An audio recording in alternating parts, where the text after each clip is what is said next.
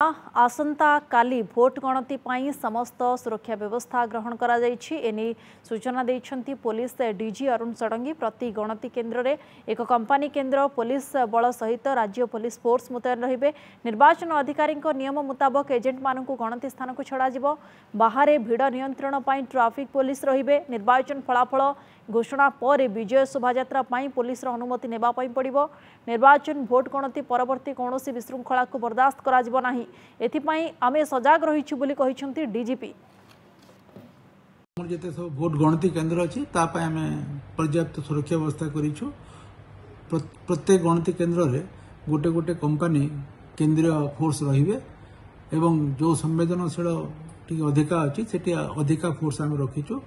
तो समुदाय आमर जो डिप्लॉयमेंट अच्छी सेंट्रल फोर्सेस ता प्राय 90 कंपनी पखापाखि हम। या व्यतीत आमर स्टेट आर्म्ड रिजर्व ओसीपी आमर कंपनी रहिबे। केते जगह गोटे कंपनी रहिबे, केते जगह 2 कंपनी रहिबे एवं से हिसाब से सब जिला को फोर्स बांटी देइछु।